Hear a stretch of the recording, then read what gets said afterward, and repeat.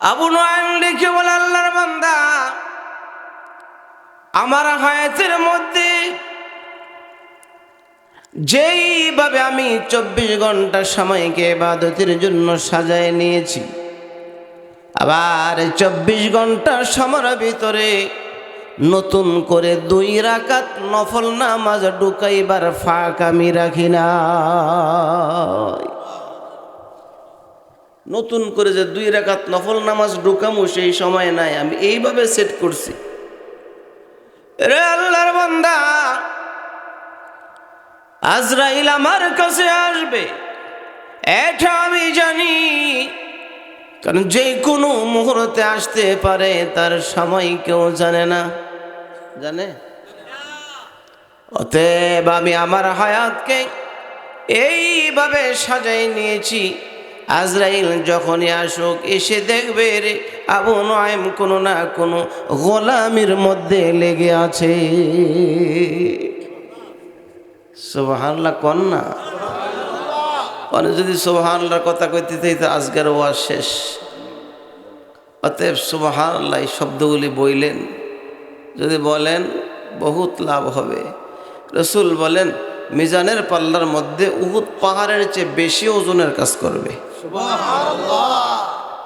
বহুত দামি, বহুত দামি। 1 সেকেন্ডের দুনিয়ার এই হায়াতের বড় দাম। হায়াতের এক অংশ, ওই যে লম্বা এক সময় ছিলাম আমরা রুহের জগতের মধ্যে, ঠিক না? বাবার ওইখান থেকে বাবার পৃষ্ঠদেশে আসছি, ওইখান থেকে মায়ের রেহেমে আসছি, দুনিয়ার জগতে আসছি, এরপরে আবার কবরের জগতে চলে যাব, ঠিক না বেঠি? কিন্তু শুধুমাত্র কেবলমাত্র একমাত্র দুনিয়ার এই হায়াতটাই দামি, আর কোনো সময় দামি নয়, ঠিক না বেঠি? আচ্ছা, আগে পরামর্শ করি না, আপনাকে আমাকে রাইখে চলে যাইবেন? লক্ষণটা তেমনই লাগতেছে, আস্তে আস্তে যাইতেছেন গা। আমিও তো যাবো ইনশা, তবে গ্যারান্টি দেওয়া যায় না যে চলেই যেতে পারবো, ঠিক নাকি বলেন? মौत को तुम दूर न समझो,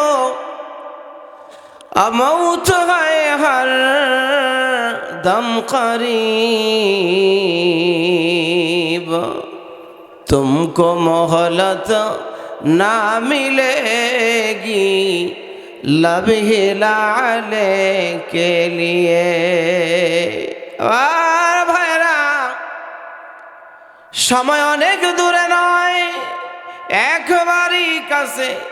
কখন যেন আজরাইল ঘরের দরজার সামনে দাঁড়ায় যায়, যদি এসে যায় ঠোঁটটা নাড়াইবার সময় আমাকে আপনাকে দেওয়া হবে না, ঠিক না বেঠি?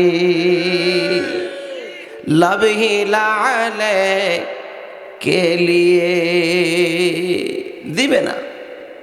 এমন এক ব্যক্তিকে দায়িত্ব দিয়েছেন যিনি টান মেরে আমাকে আপনাকে নিয়ে যাবে, ঠিক না বেঠি? তার নাম হলো আজরাইল। এই জন্য আমার ভাইরা বলতেছিলাম, রূহের জগতের সময়ের কোনো দাম নাই, কবরের সময়ের কোনো দাম নাই। এই জন্যে মায়ের পেট থেকে বাচ্চা বের হওয়ার পর যদি সে 10 সেকেন্ড হায়াত পায়, কয় সেকেন্ড? মাত্র 10 সেকেন্ড। সেকেন্ড তো এটা তাই না? 10 সেকেন্ড যদি হায়াত পায়, আল্লাহ তাআলা বলেন 10 সেকেন্ডের হায়াতটা এত দামি, পৃথিবীর মানুষেরা 10 সেকেন্ড হায়াত পাওয়ার কারণে ওই বাচ্চাটাকে তোমরা গোসল দাও, তাকে তোমরা কাপড় পরাও, তাকে নামাজে জানাজার মাধ্যমে তাকে বিদায় করো, ঠিক না বেঠি? দাম বাড়লো কেন? কয় সেকেন্ডের কারণে? মাত্র 10 সেকেন্ড হায়াত কাজে লাগলো নি? আর যদি মায়ের পেট থেকে মৃত্যু বের হয়, জানাজা আছে, কাফন দাফনের অর্থাৎ কাপড় দিয়ে পেঁচাই দেওয়া, তার জানাজা নাই, এত সুন্দরভাবে দাফনের কোনো হুকুম, তাহলে বোঝা গেল 10 সেকেন্ড হায়াত বড় দামি। এই জন্য আমার ভাইয়েরা, দুনিয়ার কোনো বাজারে হায়াত বিক্রি হয় না। দুনিয়ার কোনো দেশের মধ্যে হায়াত বিক্রি হয় না। না মুন্সিগঞ্জে হয়? মুন্সিগঞ্জ সদর না এটা? জি, কোনো বাজারে মুন্সিগঞ্জের কেন, দুনিয়ার কত দেশে আপনারা গিয়েছেন, আমিও আলহামদুলিল্লাহ গিয়েছি, বেশ কয়েক দেশে গিয়েছি। হয়তোবা ইনশাল্লাহ আগামী শনিবারে সকালবেলায় 7 তারিখ পর্যন্ত মাহফিল রেখেছি। 8 তারিখ সকালে ইনশাল্লাহ সিঙ্গাপুরে যাবো 4 দিন, মালয়েশিয়া 8 দিন, ফিরে আসবো ইনশাল্লাহ। এসে আবার দুবাই, সৌদি আরব যাব ইনশাল্লাহ। দোয়া চাই আল্লাহ তাআলা যেন সফরকে কামিয়াবি করেন, আমিন। বলার উদ্দেশ্য বাহাদুরের জন্য নয়, ঘুরে ঘুরে দেখেছি, বেশ কিছু দেশের মধ্যে সফর করেছি। আল্লাহর কসম করে বলি, কোনো দেশের কোনো বাজারের মধ্যে হায়াত বিক্রি হইতে আমি দেখি নাই। 70-80 বৎসরের বৃদ্ধ রাস্তার কিনারে দাঁড়াইয়া হাউমাউ করে চিৎকার করে 25 বৎসরের যুবক এসে বলে, দাদা কেন কাঁদেন, কি চান, কাকে তালাশ করেন? ডেকে বলে, আমি তো কাউকে তালাশ করি না, তবে একটা কাস্টমার চাই, তো কাস্টমার তালাশ করতেছি। যুবক ডেকে বলে, যাই কি বিক্রি করবেন? বিক্রি করার মতো কোনো পণ্য আপনার কাছে দেখি না, কি বেচবেন? ডেকে বলে, 80 বৎসরের বৃদ্ধা কালটা বিক্রি করব। তোমার মতো একজন যুবকের কাছে 25 বৎসরের যৌবন কালটা দিয়ে দাও, আমার বৃদ্ধ কালটা নিয়ে যাও, দুনিয়ার সব সম্পদ আমি তোমাকে দিয়ে দিতে চাই। আমার কথা কি বুঝতে কষ্ট হয়? আমি তোমার যৌবন কালটা আমাকে ফিরে দিয়ে দাও, আমি আমার 80 বৎসরের এই বৃদ্ধ কালটা তোমার কাছে বিক্রি করি, আর আমার এই যে সম্পদ আছে, বাড়ি গাড়ি আছে, সব নিয়ে যাও, তারপরও দুনিয়াতে বাঁচতে চাই, দরকার হয় রিক্সা চালায় ভাত খাবো। এমন যুবক বুড়া কালের বুড়া বেড়ার এই হায়াত নিতে নিবনি, নেয়নি।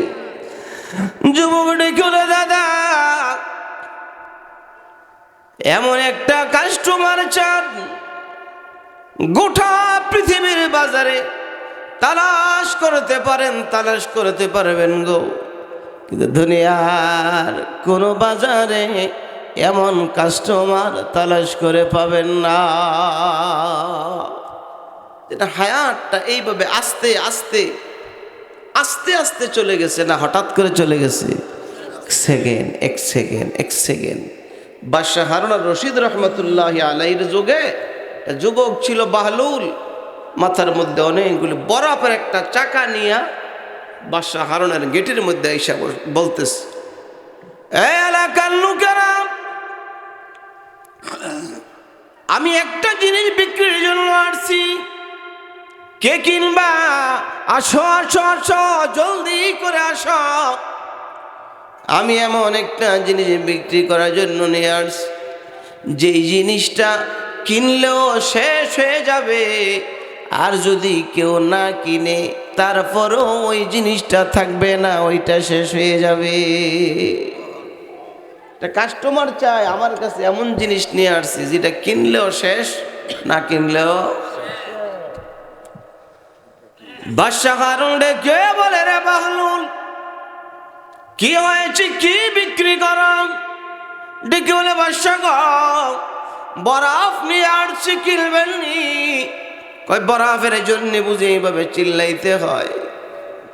বাহলুল ডেকে বলো, বাদশাহ এমন একটা জিনিস নিয়ে আসছি গো, যেটা আমার কাছে থাকলে আমার পুঁজিটা শেষ হয়ে যাবে, এটা থাকবে না, থাকবে না। যারা মাহফিলে আসছি তাদের জন্য সকাল হবে, হবে না, হবে না।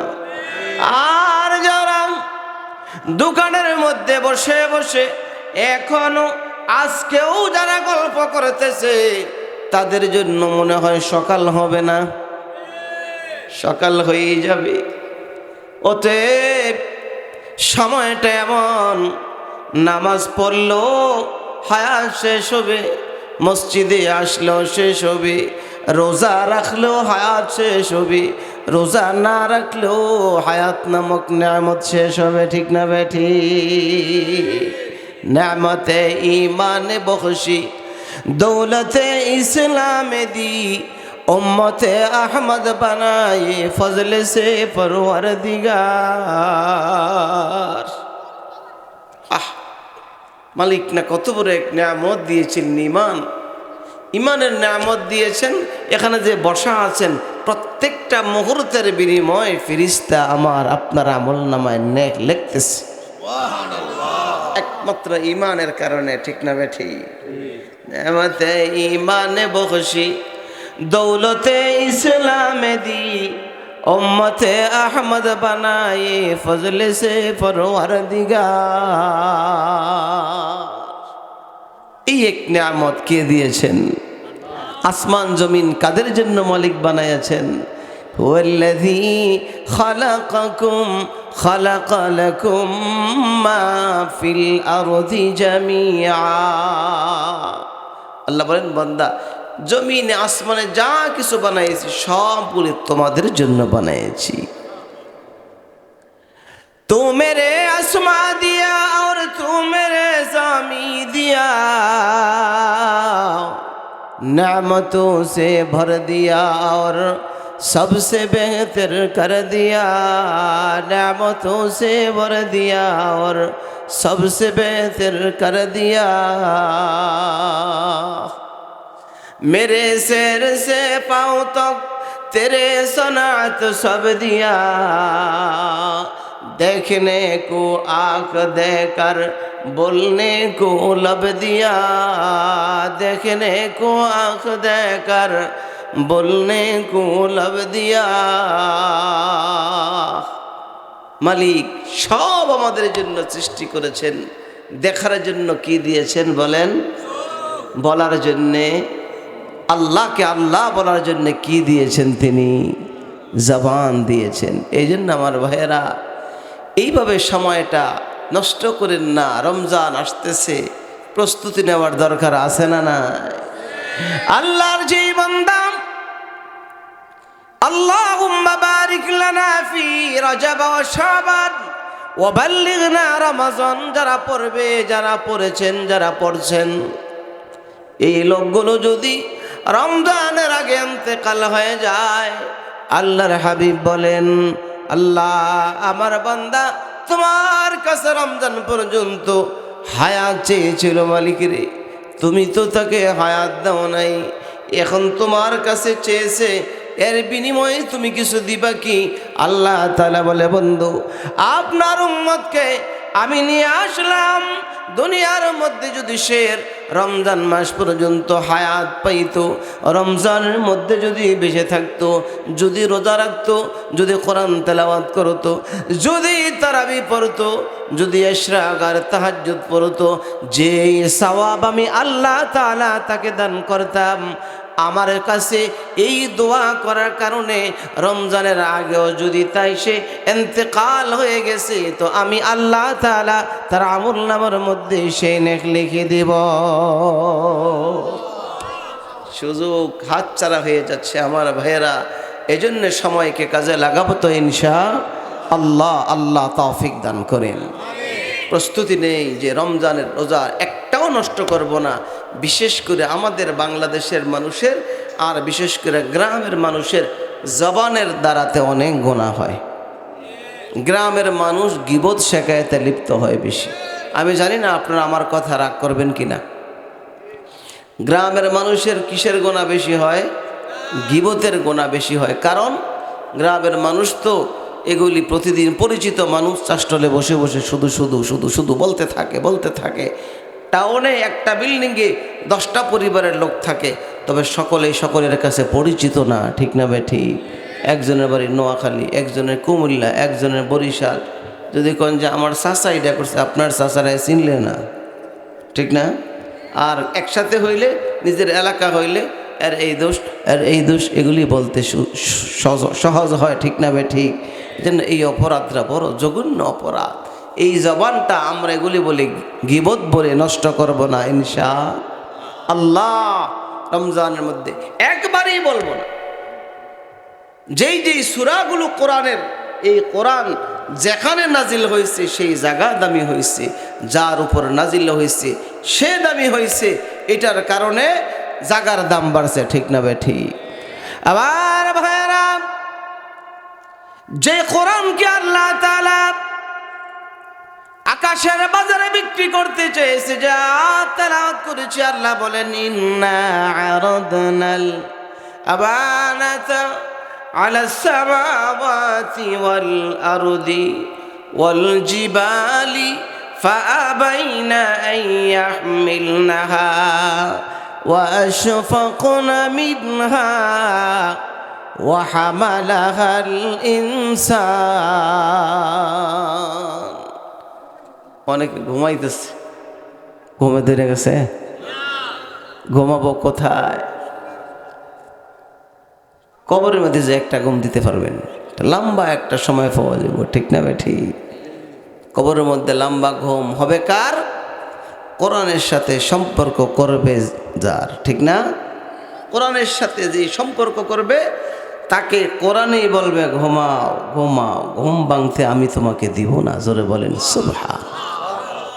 যে হাদিস তেলাওয়াত করেছি, রাসূল বলেছেন ইযা বুজিআল মাইয়িতু ফি কবরিহি জাআল কুরআনু ইনদা রাসিহি। কবরের মধ্যে এই কোরআন তার মাথার কাছে যায় বলবে, আর চিন্তা করার দরকার নাই। জোরে বলেন সুবহান। যাকে যখন দাফন করা হোক সে দেখবে, এখন বাজে রাত প্রায় 10:45, এখন যদি কাউকে কবরে রাখা হয় তো সেও দেখবে সূর্য ডুবতেছে ডুবতেছে। বলেন সুবহান। সূর্য ডুবলে আলো থাকে না, অন্ধকার হয়। তো সে চিৎকার দিবে আর বলে হুজুর যান গা, যাবেন গা, যান যান যান। হুজুরের মাদ্রাসাতে আসলাম কয়দিন আগে, না কয়দিন আগে, 4 তারিখে। নাস্তা পানির ব্যবস্থা কার? সবার জন্য তো নাস্তা খাই এলি, কি কন? ওয়াজ শুন না, ওই যারা নাস্তা কথা কোনটি জায়গা কেউ জুমায় না, সবাই শোনেন। হ্যাঁ, গম ধরে আছে গো, ওই যে বাতি জায়গা গম ধরে আছে, তুমি গম ধরে গেছে গা। খাই লইলে ভালো লইলি, একটা উচিত কথা কইছে, আমার তো ভালো লাগলো খাই লইলি। মাশাআল্লাহ। কত জায়গায় বাজান এই এক মোবাইলে যে কত নষ্ট করে দিছে সময়, হায়াতের কত সময়। এই আঙ্গুলটা যে লারো, আঙ্গুলটা তোমার, আঙ্গুলের মালিক কে? আল্লাহ তাআলা বলেন তোমার আঙ্গুলে আমার কাছে সব কিছু বইলা দিব, বলবো না? আল্লাহু আকবার। তখন কি বলবা? তখন আঙ্গুলকে কইবা কিরে কই দিলি। এটাও আছে কোরআনে, ওয়াকালু লিজুলুদিহিম লিমা শাহিদতুম আলাইনা। কিরে আঙ্গুল কই দিলা? রাত্রে যে একা একা খালি ঘুরাইছিলাম, টানছিলাম, কই দিলি? আঙ্গুল তখন বলবে কালু আনতাকানাল্লাহুল্লাযী আনতাকা কুল্লা শাই। কেমন সুযোগ পাইছি, এ আকাম কি লাগি করছিলি, তোকে দিয়েছিলি, এ আঙ্গুলটা দিয়ে যদি কোরআন শরীফ ঘাটতে রে বাবা, পড়তে পারো না, আফসোস করো। এ আঙ্গুলের দ্বারা ওযু বানাইয়া কোরআন শরীফ ঘাটো, কোরআন শরীফটা ঘাটো, আর বল আল্লাহ কোরআন শরীফটা পড়তে পারি না। কত কিছু শিখলাম, বাবা চিনলাম, মা চিনলাম, ভাই বোন চিনলাম, আগুন চিনলাম, পানি চিনলাম। মালিক যদি বলে রে বন্দা 29টা হরফের দ্বারা কোরআন শরীফটা লিখছিলাম, এটা কেন চিনলি না? ঠিক না বেটি? চন্দেখানি হেকমতে ইউনানিয়া হিকমতে কুরআনিয়ারা হাম বখা। যদিও পড়া শিখি নাই, আল্লাহ তাআলার কোরআনে বলে কিয়ামতের ময়দানে আল্লাহ তাআলা বান্দার হাতের সঙ্গে কথা বলবেন। আল্লাহ তাআলা কাইতে বলেন আল ইয়াউমা নাখতিমু আলা আফওয়াহিহিম ওয়া তুকাল্লিমুনা আইদিহিম। বান্দার হাতের সাথে কে কথা বলবে? জোরে কোন। আল্লাহ যখন কথা বলবে হাতটা বলে দিত আল্লাহ তোমার বান্দা, আমি হাতের দ্বারা তোমার কোরআন শরীফটা ঘাটছিল, তোমার কোরআন শরীফটা ধরছে, কিন্তু চক্ষু ছিল, চক্ষু থাকা সত্ত্বেও তোমার কোরআনটা পড়তে পারে না। এমন লোক আছে না নাই? কোরআন শরীফ যদিও পড়তে পারি নাই, চোখের দ্বারা দেখেছি। আল্লাহ তাআলা বলেন এ বান্দা তোমার চোখও আমার সঙ্গে কথা বলবে। জোরে করেন আল্লাহু আকবার। চোখেও আল্লাহ তাআলার সঙ্গে কথা বলবে। তখন চোখ কি বলতো? আল্লাহ। কানেও কথা বলবে, সামরায়ও বলবে। আল্লাহ বলেন হাত্তা ইযা মা জাউহা শাহিদা আলাইহিম সামউহুম ওয়া আবসারুহুম ওয়া জুলুদুহুম বিমা কানু ইয়ামালুন। হাত্তা ইযা মা জাউহা শাহিদা আলাইহিম সামউহুম ওয়া আবসারুহুম, কান সাক্ষী দিবে, চক্ষু সাক্ষী দিবে, ওয়া জুলুদুহুম, চামড়া পর্যন্ত সাক্ষী দিবে। হাত দ্বারা যদি কোরআন শরীফ ধরি, হাতও আছে, হাতের মধ্যে চামড়া আছে না নাই? আল্লাহ তাআলার কোরআনটা যদি বুকের মধ্যে লাগাই, গালের মধ্যে লাগাই, আর যদি একটু চুমা দেই, ঠোঁটেও সাক্ষী দিবে। দিবে না? দিবে না? দস্তগোয়েত মঞ্চুনি দজ দিদাম, দস্তগোয়েত মঞ্চুনি দজ দিদাম, লব্বগোয়েত মঞ্চুনি বসিদাম, ও লব্বগোয়েত মঞ্চুনি বসিদাম। সুমা যদি দে, সুমা ঠোঁটের দ্বারা দিলেন, আল্লাহ তাআলার আরিফিনরা বলেন তোমার ঠোঁট পর্যন্ত আল্লাহর আদালতে সাক্ষী হয়ে যাবে। কোরআন শরীফ পড়তে না পারলো এই অঙ্গ প্রত্যঙ্গকে আমার পক্ষে সাক্ষী বানাইবার সুযোগ এখন আছে না নাই? গালে লাগান, গাল সাক্ষী দিবে, চুমা দেন, ঠোঁটে সাক্ষী দিবে, বুকে লাগান, চামড়া সাক্ষী দিবে। এগুলি তো আমি বানাইয়া বলি নাই, না আয়াত পড়ে বলছি। অতএব আয়াতের মধ্যে আছে ও আল্লাহর বান্দারা, যেই কোরআন যেই পাহাড়ের মধ্যে নাজিল হয়েছে, পাহাড় দামি হয়ে গেছে। কোন পাহাড়ের মধ্যে নাজিল হয়েছে বলেন? হেরা পর্বত। বলেন না কোন পাহাড়? হেরা পর্বতের মধ্যে কোরআন নাজিল হয়েছে। হেরা পর্বতের দাম বেড়ে গেছে। যেই শহরের মধ্যে কোরআন নাজিল হয়েছে ওই মক্কা শহর দামি হয়ে গিয়েছে। সুবহানাল্লাহ।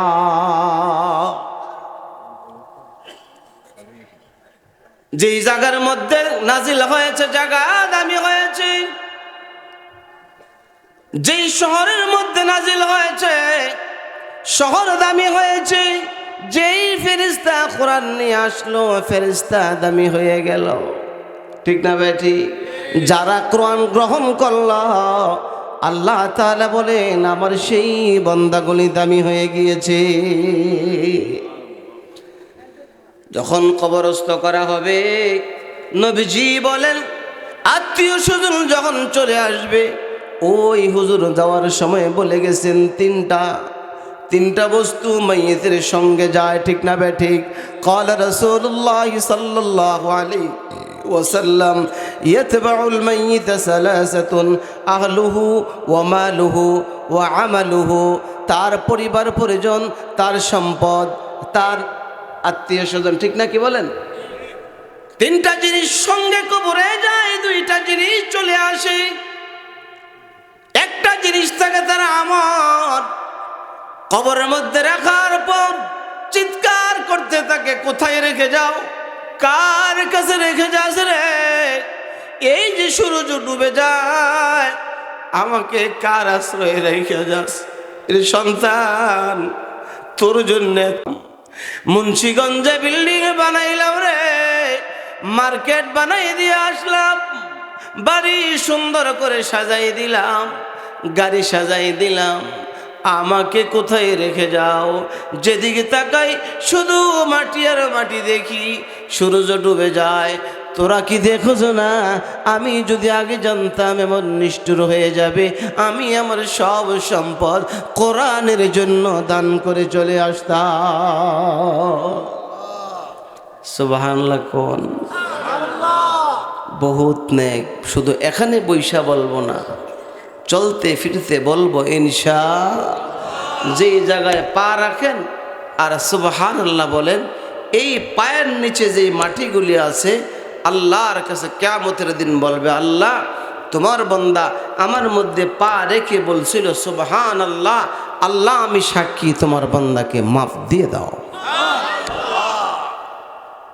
তখন আফসোস করব, হায় যদি আলেমদের কথা মানতাম আর শুনতাম তাহলে লাভবান হইতাম, ঠিক না বে ঠিক? আমার পানি দিয়ে আফসোস করব না?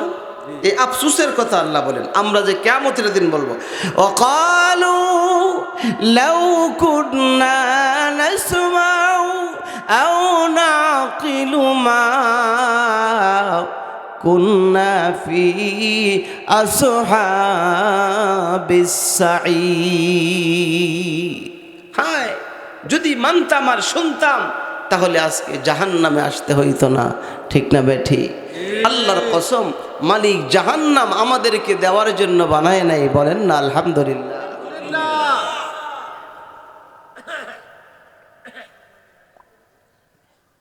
খাইবেন পানি? কাটা কি কয়?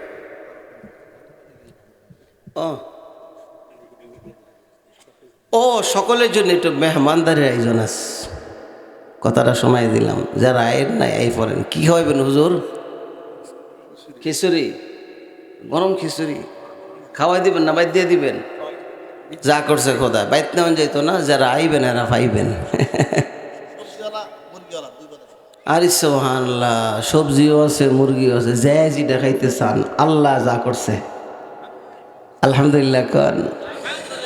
আলহামদুলিমান কদ্দারা খায়রা ওয়া খাবালা, আলহামদুলিমান কদ্দারা খায়রা ওয়া খাবালা, ওয়া শুকরু লিমান সাওয়ারা হুসনা ওয়া জামালা,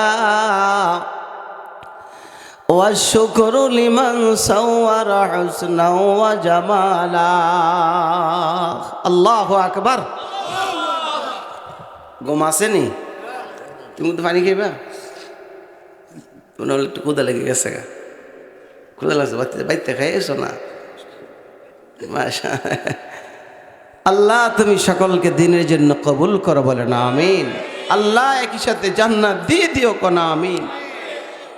বাতিজা, এই হায়াতটার বড় দাম, নষ্ট করো না। দাঁড়িয়ে রাখছো না, ইউনিফর্ম আইসা পড়ছে, ঠিক না? নামাজ পাঁচ ওয়াক্ত পড়বানি, পড়ব নয় নামাজ না? আল্লাহ তুমি কবুল করো আমিন। নবীজি বলছেন এই তোমাদের এই সময়টার বড় দাম না? একটা হাদিস শুনে আজকে জুমায় বয়ান করছে, আল্লাহর পয়গম্বর বলেছেন, আল্লাহর কোন বান্দা যদি অসুস্থ হওয়ার আগে ইবাদত বন্দেগী করে থাকে, এখন তো এই মুরব্বী ইশরাক পড়তে কষ্ট হয়, তাহাজ্জুদ পড়তে কষ্ট হয়। قال رسول الله صلى الله عليه وسلم إذا مرض العبد أو سافر كتب له مثل كان يعمل مقيما صحيحا। আল্লাহর নবী বলেন, আমার কোন উম্মত যদি নামাজ আদায় করে থাকে, ইবাদত বন্দেগী করে থাকে সময় মতো, যখন করতে শক্তি শরীরে ছিল, এখন বৃদ্ধ হয়ে গেছে, তাহাজ্জুদ আর পড়তে পারে না, ঠান্ডা পানি ব্যবহার করতে পারে না, যথাযথ এশা কারাবিন আর চাষতার তাহাজ্জুদের সময় উঠতে পারে না, ঠান্ডা পানি ব্যবহার করলে কষ্ট হয়। আল্লাহ তাআলা বলে, রে ফেরেশতা, আমার বান্দা যৌবনকালে যতদিন শরীরের মধ্যে শক্তি ছিল আওয়াবিন আদায় করছে, ইশরাক পড়ছে, চাষ পড়ছে, তাহাজ্জুদ পড়ছে, কোরআন তেলাওয়াত করেছে, এখন পারে না বান্দা, এখন ইচ্ছা করে পড়ে না এমন নয়। যা যা রে ফেরেশতা, আমি তোকে অনুমতি দিয়ে দিলাম, আমার বান্দা মওত পর্যন্ত যদি আর পড়তে নাও পারে আমলনামার মধ্যে পড়ার সওয়াব লিখে দিবি। কাটটা লিখে দিব। যদি তোমরা এখন নামাজ আদায় করো, দেখবা একটা সময় আসবে এমন হয়ে যাইবা ফেরেশতা লিখা বন্ধ করে দিবে। কারণ কোরআনের মধ্যে আল্লাহ তাআলা এক আয়াতে বলেন, ইয ইয়াতালাক্কাল মুতালাক্কিয়ানি আনিল ইয়ামিনি ওয়া আনিশ শিমালি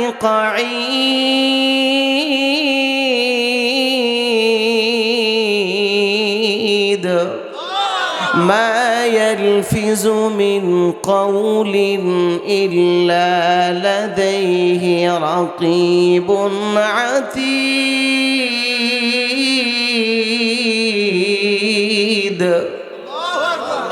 আল্লাহ তাআলা বলেন, বান্দার মুখ দিয়ে যখন শব্দ বের হয়ে যায়, মা ইয়ালফিজু মিন কাউলিন ইল্লা লাদাইহি রাকিবুন আতীদ, বান্দার জবান দিয়ে শব্দ বের হয়ে গেলে ফেরেশতা লিখে ফেলে।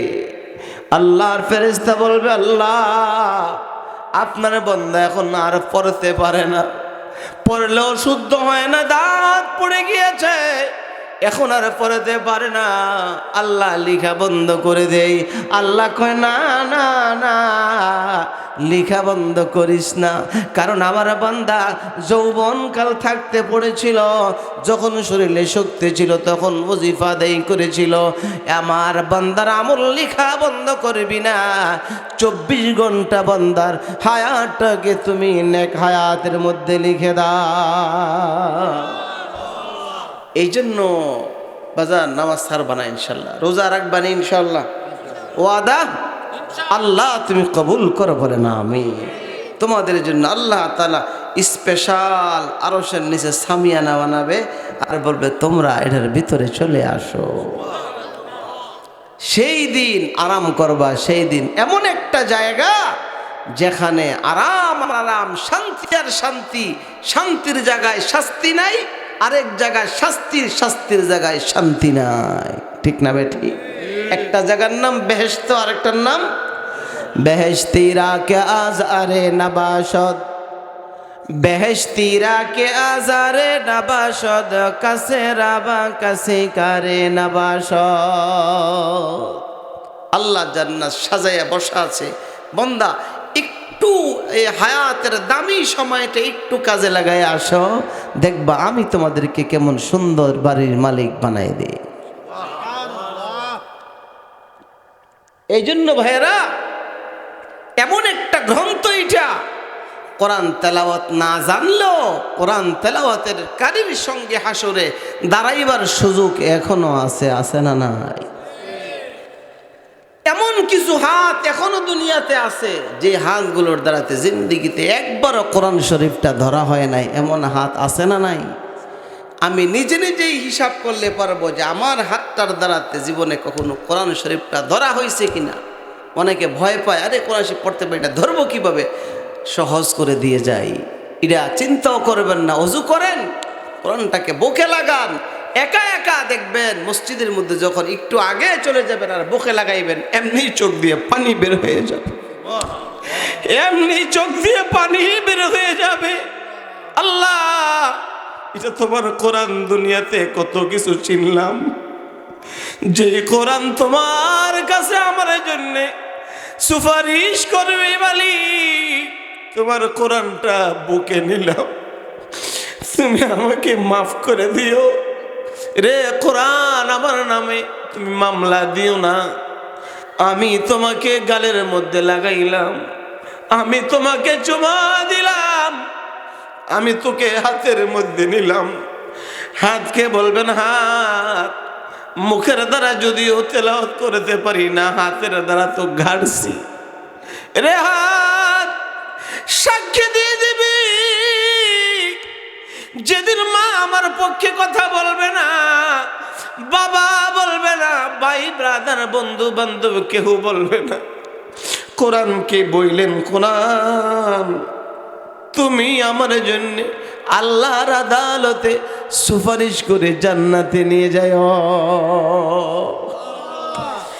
নবীজির কাছে এক সাহাবী এসে বলে, ও পয়গম্বর, আমি কুল হুয়াল্লাহ সূরাকে বেশি ভালোবাসি। আইয়ুহিব্বু হাযিহি সূরা কুল হুয়াল্লাহু আহাদ। নবী গো, আমি কুল হুয়াল্লাহ সূরাকে বড় মোহাব্বত করি। নবীজি কয়, সাহাবী রে সাহাবী, কুল হুয়াল্লাহ সূরাকে বেশি মোহাব্বত করো। আমি মুহাম্মদ জানাই দিলাম রে, এই কুল হুয়াল্লাহ সূরায় তোকে আল্লাহর তরি জান্নাতের মধ্যে পৌঁছায় দিবে। এই সূরায় তোমাকে আল্লাহর তরি জান্নাতের মধ্যে নিয়ে যাবে। এই সূরা আছে না নাই কোরআনে? এখনো আছে। 3 বার পড়বেন তো গোটা কোরআন তেলাওয়াতের সওয়াব মালিক দিয়ে দিবে। যদি বলেন কোরআন পড়তে পারি না, আমি বলবো এটা শুধু মিথ্যা কথা। যদি বলেন কোরআন পড়তে পারি না, আমি বলবো এটা শুধু মিথ্যা কথা। এখনো কুল হুয়াল্লাহ সূরা আলহামদুপুর সূরা শিকার সময় আছে না নাই? কোরআন শরীফ দেখে পারি না, কয়েকটা সূরা পারি। প্রতিদিন বসে বসে সকালবেলা এই সূরাগুলি পড়ি। আর কই আল্লাহ, আলহামদু সূরাটাও তো তোমার কোরআনের একটা সূরা। আলহামদু সূরা কোরআনের না? আলহামদু সূরাটাও তো কোরআনের সূরা। কুল হুয়াল্লাহ পারি, এটাও কোরআনের সূরা। যে কোরআন পাহাড়ের মধ্যে নাজিল হওয়ার কারণে পাহাড় দামি হয়ে গেল, যেই শহরে নাজিল হওয়ার কারণে শহর দামি হয়ে গেল, যেই ফেরেশতা কোরআন নিয়ে আসার কারণে ফেরেশতা দামি হয়ে গেল, যে আবু বকর কোরআন গ্রহণ করার কারণে আবু বকর দামি হয়ে গেল, আমি কি দামি হব না? ঠিক না বেঠি? আমাকেও আল্লাহ তাআলা দামি বানাই দিবেন। বসে বসে আলহামদু সূরা পড়ব। আলহামদু সূরা যদি একবার পড়ি 20 পারা কোরআন তেলাওয়াতের সওয়াব পাওয়া যায়। তাফসীরে মাজহারির প্রথম খণ্ডে লিখেছেন যে 2/3 অংশের সওয়াব আল্লাহ তাআলা দেন। 2/3 অংশ কাকে বলা হয়? 3 ভাগের 2 ভাগ তেলাওয়াতের। তো কোরআন 30 পারা হইলে 3 ভাগের 2 ভাগ কত পারা হয়? 20 পারার তেলাওয়াতের সওয়াব হয় একবার তেলাওয়াত করলে। কন্যা আলহামদুলিল্লাহ। সুযোগ তো হাতছাড়া করতেছি ইচ্ছা করি। কে বলছে কোরআন তেলাওয়াত জানি না আমরা? সকলেই পারি ইনশাআল্লাহ। এখনো সময় আছে। ইমাম সাহেব হুজুরের কাছে বলেন যে হুজুর, আমার সূরাটা হয়নি, একটু দেখেন। আমি তো মাদ্রাসায় কিছুদিন পড়ছি না, কি বলেন? আপনার বিশ্বাস হয় মাদ্রাসায় যে পড়ছি? আচ্ছা, আমি পড়ছি। আপনি যদি বলেন যে হুজুর আমার তো শরম লাগে, এখন আর কেমনে কই যে হুজুর সূরাটা একটু পারি না, একটু বইলা দেন, এমন আছে না অনেক লজ্জা পায়। আচ্ছা, আমি আপনাদের এখানে আসতে আসতে আমি মাগরিব পড়ছি আইসা মুন্সিগঞ্জের ভিতরেই সিপাহীপাড়া মাদ্রাসায়। আরে কি কয়, হ্যাঁ আরে ইয়ার মাদ্রাসা কোনটা? মুফতি আলমগীর সাহেবের হাতিমারা মাদ্রাসায় একেবারে প্রায় 2 ঘন্টার মতন বৈশা গল্প টল্প করছি, নাস্তা করছি। আসার সময় আমি মিনিমাম 5 বার গাড়ি থামায় জিজ্ঞাসা করছি এই রাস্তাটা কোনটা। আচ্ছা, আপনি যে কোন যে আপনি সূরাটা জিগাইতে লজ্জা লাগতেছে, আমি যে 14 বার করে বেড়া করা জিগাইলাম রাস্তাটা কই, আমি পারি জানি না জিগাইতে অসুবিধা কি? আমার কি কেউ কইছে যে এত্তারা হুজুর একটা বলো দেন, একটা কইছে কই? কেউ এই কথা কইছে না, দেখলে আর আগে এসে যে হুজুর কই যাইবেন। এক লোক উনিও চেনে না, যার কাছে জিজ্ঞাসা করছে, উনি আবার আরেকজন এইদিকে ফোন করছে যে এই রাস্তাটা হুজুর তো আসছে মাহফিলে যাবে, রাস্তাটা কোন দিকে? আচ্ছা কোন, এটা কি আমার শরম হয়েছে জিজ্ঞাসা করতে? তা আমি জানি না জিজ্ঞাসা করছে, আমাকে গালিও দেয় নাই। তা আপনি যে ভাবতেছেন হুজুরে কেমনে কমু যে হুজুর সুরাটা আমার হয় না, একটু কইয়া দেন। তো কেউ তো গালি দেবো না, গালি দিব? তো এখানে এসে খালি লজ্জা লাগে, আর অন্য দুনিয়া তো লজ্জা লাগে না। আমার কথাটাকে বুঝতেছেন আপনারা? লজ্জা করবেন? লজ্জা করেন না। কিয়ামতের দিন কুল হু আল্লাহ আল্লাহ বড়। শুধু হাফেজরা বিল্ডিং পাবে এমন না। আপনি 10টা সূরা মুখস্থ জানেন, 10টা সূরা আল্লাহ বলবেন তুমি পড়ো। 10টা সূরার যতগুলো আয়াত আছে, 10টা সূরায় যদি 50টা আয়াত হয়, আল্লাহ বলবেন তুমি পড়ো, 50 তলা বিল্ডিং এর উপর তুমি উঠতে থাকো। শুধু হাফেজরা পাবে, আর যারা গায়রে হাফেজ আল্লাহ পড়বে তোমার পুঁজি যা আছে তুমি পড়ো আর চড়ো। ইকাদু লিসাহিবিল কোরআন ইকরা ওয়ারতাকি ওয়ারাত্তিল কামা কুনতা তুরাত্তিল ফিদ দুনিয়া ফাইন্না মানজিলাতাকা ইনদা আখিরি আয়াতিন তাকরাউহা। আল্লাহু আকবার। এই জন্য আমার বাপজান হাতে পায়ে ধরে বলে যাই, এই হাতটাকে এমন কইরেন না যে হাতটার সঙ্গে জিন্দগিতে কোনো দিন কোরআনের সঙ্গে দেখা হয় নাই, মুলাকাত হয় নাই। এই কোরআন আমরা ধরব ইনশাআল্লাহ ধরব, হাতে খতম করব। যেহেতু আল্লাহ বলেছেন তোমার হাতের সঙ্গে কথা হবে। কে বলেছেন? আল্লাহ। হাতের সঙ্গে যেহেতু কথা হবে বলেছেন, তাহলে যদি হাত যদি গসায়ে দিয়ে দেই, হাতে বলবে আল্লাহ হ্যাঁ কথা হয়েছে, তোমার বান্দা আমাকে ধরেছিল, মাফ করে দাও। নবীজি এক হাদিসে বলেন, কোরআন শরীফ আল্লাহর বান্দার জন্য যেই পরিমাণে সুপারিশ করবে, আল্লাহ তার কথা যেই পরিমাণে গ্রহণ করবে, আমি নবী পর্যন্ত কোরআনের মতো সুপারিশ করতে পারবো না। বলেন না সুবহানাল্লাহ। প্রশ্ন হবে কেন? নবীজি বলছেন হাদিস, ক্বালা রাসূলুল্লাহ সাল্লাল্লাহু আলাইহি ওয়াসাল্লাম আসিয়ামু ওয়াল কোরআনু ইয়াশফাআনি লিল আবদি ইয়াওমাল কিয়ামা। আল্লাহর নবী বলেন কোরআনের মতো এমন সুপারিশ কেউ করতে পারবে না, নবী পর্যন্ত পারবে না। কেন পারবে না? আল্লাহর পয়গম্বর বলেন কোরআন হলো ডাইরেক্ট আল্লাহ তাআলার কথা। কোরআন কার কথা? আল্লাহর কথা। এই জন্য কোরআন যে গ্রহণ করছে সে দামি হয়ে গেছে। বলেন সুবহানাল্লাহ। আবু বকর রাদিয়াল্লাহু তাআলা আনহু কি কাফের ছিলেন না? ওমর কাফের ছিলেন না? কিন্তু তাদের দাম বাড়ছে কি গ্রহণ করার কারণে? কোরআন গ্রহণ করার কারণে। আবু বকর রাদিয়াল্লাহু তাআলা আনহুর বয়স 16। কত বছর? নবীর বয়স 18। নবীজির বয়স ছোট্টবেলা থেকে একসঙ্গে চলে। নবীজি আবু বকরের চেয়ে বড় ছিলেন 2 বছর 3 মাস 11 দিন। নবীজি 2 বছর 3 মাস 11 দিনের বড়। সিদ্দিক আকবর রাদিয়াল্লাহু তাআলা আনহু 2 বছর 3 মাস 11 দিনের ছোট। নবীজির বয়স যখন 18 হবে, আবু বকরের বয়স 2 বছর কম হইলে কত হয়? সিরিয়া গেলেন ব্যবসার উদ্দেশ্যে, ঘুমিয়েছেন। ঘুমের ঘরে স্বপ্নে দেখে আকাশের পূর্ণিমার চাঁদ টুকরা টুকরা হয়ে মক্কা নগরীতে পড়ে গেছে, মক্কা নগরী আলোকিত হয়ে গেছে। স্বপ্নে দেখেছে, ঘুম ভাঙল। ঘুম ভাঙ্গার পর আর ঘুম আসে না। কিরে কি স্বপ্নে দেখলাম?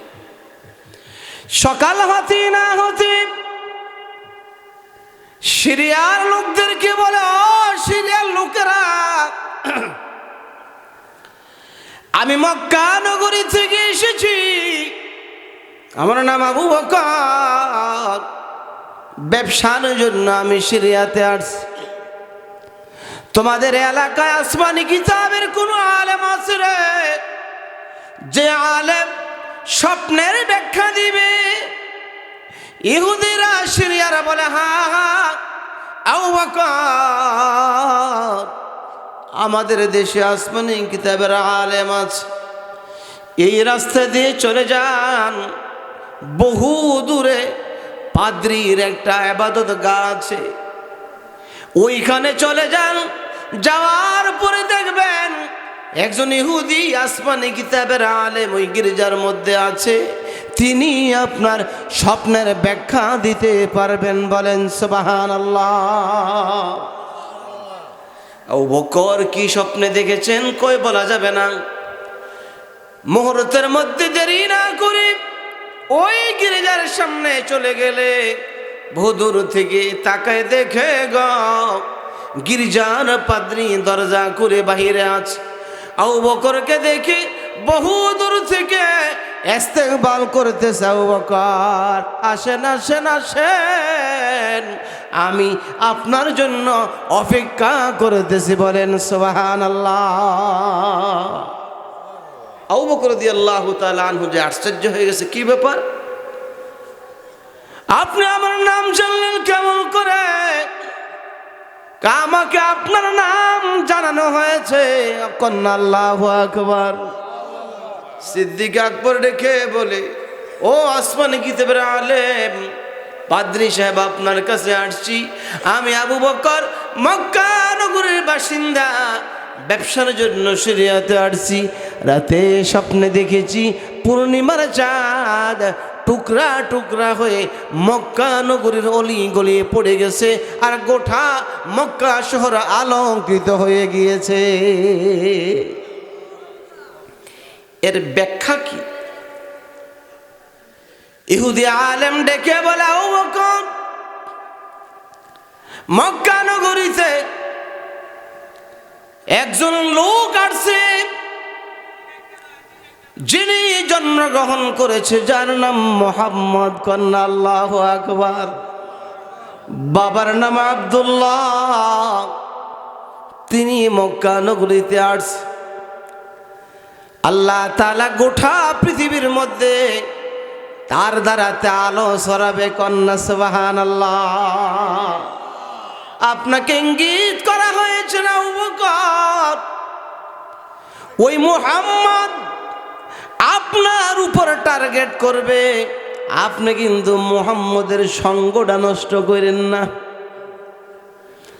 আপনার দ্বারাতে আল্লাহ তাআলা দুনিয়া ও মুহাম্মদের সঙ্গে আপনার দ্বারা তো দুনিয়ার মধ্যে আল্লাহ তাআলা আলো বিস্তার করবেন। সুবহানাল্লাহ। আবু বকর রাদিয়াল্লাহু তাআলা আনহু স্বপ্নের ব্যাখ্যা জানা পর্যন্তই ছিল। নবী যেদিন নবুয়ত পাইলেন, ওই দিন আবু বকর রাদিয়াল্লাহু তাআলা আনহু মক্কায় ছিলেন না, উনি ব্যবসার জন্য আবার সিরিয়াতে ছিলেন। সিরিয়া থেকে যখন আসছে, নবীজি বলেন, আবু বকর আল্লাহ তাআলা ওহীর মাধ্যমে আমাকে কোরআন দিয়েছেন, বলেন সুবহান। এটা গ্রহণ করলেই কামিয়াব। এটা গ্রহণ করলে কি হবে? যে গ্রহণ করে সেই দামি হয়ে যায়, যে গ্রহণ করে সেই দামি হয়ে যায়। ধরেন, গ্রহণ করেন, কালিমা পড়েন। আবু বকরকে বলে, নবীজি তবে আপনি যে নবী হয়েছেন, নবুয়তের একটা দলিল আমার সামনে আপনি পেশ করেন, আমি এক্ষুনি কালিমা পড়ে মুসলমান হব। নবী যে হয়েছেন, নবুয়তের একটা দলিল পেশ করেন। নবীজি দেখলাম করে নবুয়তের দলিল পেশ করতে হবে, করতে হবে এমনটা বলবো না, তাহলে আদেশ হয়ে যাবে। তবে আপনার কাছে আবদার, নবুয়তের একটা দলিল পেশ করলে ভালো হয়। আল্লাহর পয়গম্বর ডেকে বলা, আবু বকর এখন থেকে 22 বছর পূর্বে যে সিরিয়ার জমিনে স্বপ্নে দেখেছিলা, ওই স্বপ্ন কি মুহাম্মদের নবুয়তের দলিল হইতে পারে না? আরো জোরে বলেন আল্লাহু আকবার। নবীজির বয়স তখন 18, নবী নবুয়ত পেলেন 40 বছরে। তাহলে কয় বছর হইল? জোরে কোন? 22 বছর, ঠিক না? আবু বকর 22 বছর পূর্বে সিরিয়ার জমিনে ঘুমন্ত অবস্থায় যেই স্বপ্নে দেখেছিলা, ওই স্বপ্ন কি মুহাম্মদের নবুয়তের দলিল হইতে পারে না? আবু বকর চিৎকার দিয়ে বলেন, নবীজি আপনি কেমনে জানলেন? পৃথিবীর কোনো মানুষের সামনে স্বপ্নের কথা বর্ণনা করি নাই, মক্কা নগরের কোনো মানুষকে শোনাই নাই। পৃথিবীর মধ্যে ওই শুধু ইহুদি আলেমের কাছে স্বপ্নটা বলেছিলাম, বুঝেছি, আর বোঝার বাকি নাই। এক্ষুনি আমাকে আপনি কালিমা পড়াইয়া এই কোরআনটা আমার হাতে দিয়ে দেন, কালিমা পড়াই দেন। আশহাদু আল্লা ইলাহা ইল্লাল্লাহু ওয়া আশহাদু আন্না মুহাম্মাদান আবদুহু ওয়া রাসূলুহু। কোরআন গ্রহণ করার কারণে মর্যাদা বাড়ছে না কমছে? চশমে আহমদ বর আবু বকরে জাদা, চশমে আহমদ বর আবু বকরে জাদা, ওয়াজিয়া কুন তসদীকে সিদ্দিকা মুদা, मुस्तफा जी गुफ्ते बासरारे जो मुर्दारा कहीं के बीनी जिंदा तो। আর ভাইরা, সিদ্দিক আকবর দুনিয়ার সব সম্পদ দ্বীনের জন্য, কোরআনের জন্য দিয়ে দিলেন। নবীর দরবারে আসছে, পরনের মধ্যে সালার শর্ট, পরনে কি? বাকি সম্পদ কোথায়? কোরআনের জন্য দিয়ে দিছি। ঘরে কিচ্ছু নাই, সব দিয়ে দিলেন আল্লাহর কোরআনের জন্য। দুনিয়ার সম্পদের দ্বারা আল্লাহর রসুলের সাহাবী হযরত আবু বকর জান্নাত খরিদ করেছে। আবু বকরের পরনের মধ্যে সালার শর্ট। নবীজি তাকায় দেখে আমার আবু বকর পরিধান করেছে সালার শর্ট। নবীজি খুশি না বেজার? নবীজি যদিও একদিকে খুশি, অপর দিকে চোখের পানি বের হয়ে গেছে। আল্লাহ, আমার আবু বকর তো মক্কা নগরীর একজন সুনামধন্য সম্পদের মালিক ছিলেন, যে বড় একজন ব্যবসায়ী ছিলেন। দুনিয়ার সব সম্পদ তোমার কোরআনের জন্য দিতে দিতে সব শেষ। মালিক রে, আজকে পরার মতো কাপড় আবু বকরের পরনের মধ্যে নাই। আবার আবু বকর আমার সামনে সালা পইরা আসছে। আবু বকর নবীর কাছে আইসা পড়ছে, জিবরাইল আমিন চলে আসছে। আল্লাহর পয়গম্বর তাকায় দেখে জিবরাইলের শরীরের মধ্যে সালার শর্ট পরা। জোরে বলা যাবে কি আল্লাহু আকবার? জিবরাইল সালার শর্ট পরে আসছে। নবীর গলে জিবরাইল, কি ব্যাপার রে,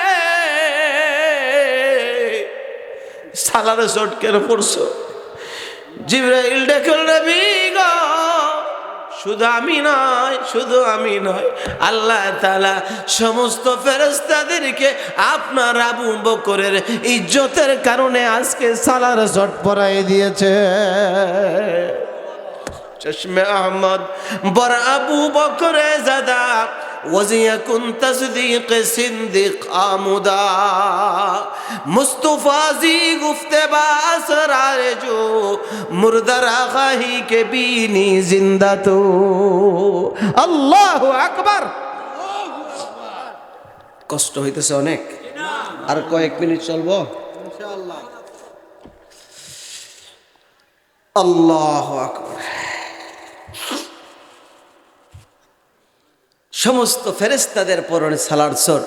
জিবরাইল এসে বলে, ইয়া রাসূলুল্লাহ, আল্লাহ আপনাকে সালাম দিয়েছেন, আর আপনার সাথে যে লোকটা অর্থাৎ আবু বকরকে আল্লাহ তাআলা নিজে সালাম জানিয়েছেন। জোরে কোন সুবহানাল্লাহ। আমাকে আপনাকে যদি মুন্সিগঞ্জে, এটা কোন আসন? সদরের এমপি যদি খালি কয় যে কিটা আকালমেক না, এই গ্রামের এমন ব্যক্তিকে হাজী সাহেব রে, এমপি সাহেব আপনাকে সালাম দিচ্ছে। খুশির জ্বালায় কি রাইতে ঘুম ধরবো? ঘুম শেষ নাকি কও? তোমার যদি কয়, তোমার নাম কি? মোহাম্মদ রাসেল। রাসেল মিয়া, এমপি সাহেব তোমাকে যাইতে কইছে আর তোমারে সালাম দিচ্ছে। রাসেলে বুঝে ঘুম আছে? রাসেলের তো ঘুম নাই, রাসেলের আব্বা আম্মা ঘুম হারাম। খালি খসর খসর খটর খটর খটর খটর। আরে কিরে এম করস কি লিগা? বাপডা বোঝো না, আজকে এমপি সালাম দিছে, ঠিক না? রাসেলের শরীরের গরমটা দেখে কি? হ্যাঁ, আর আবু বকরকে কে সালাম দিয়েছেন? আল্লাহ। আল্লাহ জিবরাইল ডেকে বলে, নবীজি আবু বকরকে সালাম দিয়েছেন, শুধু